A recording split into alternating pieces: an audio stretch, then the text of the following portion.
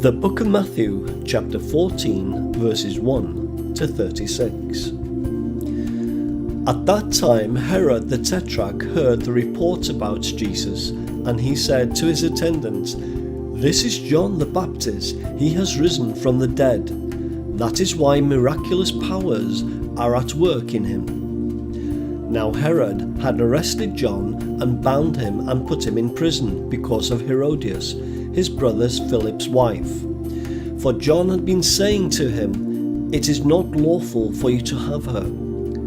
Herod wanted to kill John, but he was afraid of the people because they considered John a prophet.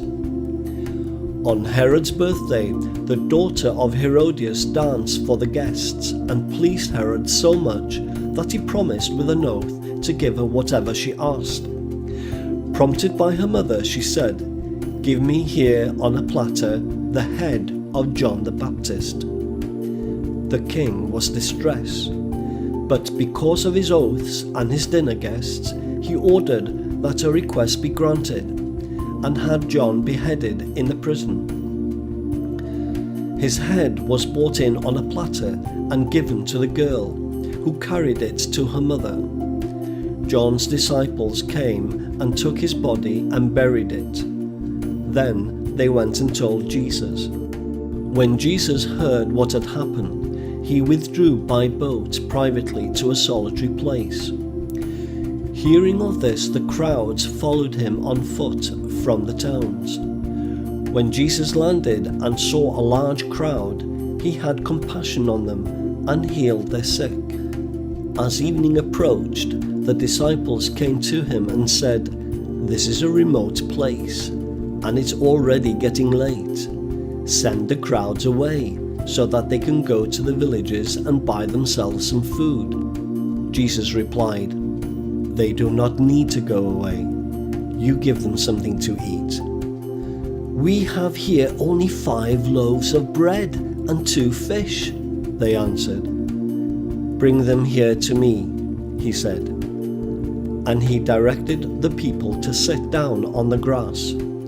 Taking the 5 loaves and the 2 fish, and looking up to heaven, he gave thanks and broke the loaves. Then he gave them to the disciples, and the disciples gave them to the people. They all ate and were satisfied, and the disciples picked up 12 basketfuls of broken pieces that were left over. The number of those who ate was about 5,000 men, besides women and children. Immediately Jesus made the disciples get into the boat and go on ahead of him to the other side, while he dismissed the crowd. After he had dismissed them, he went up on a mountainside by himself to pray. Later that night he was there alone, and the boat was already a considerable distance from the land, buffeted by the waves because the wind was against it. Shortly before dawn, Jesus went out to them, walking on the lake. When the disciples saw him walking on the lake, they were terrified. "It's a ghost," they said, and cried out in fear. But Jesus immediately said to them, "Take courage, it is I. Don't be afraid." "Lord, if it is you," Peter replied, "tell me to come to you on the water." "Come," he said.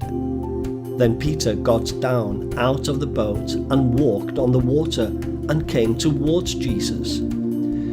But when he saw the wind, he was afraid, and beginning to sink, cried out, "Lord, save me!"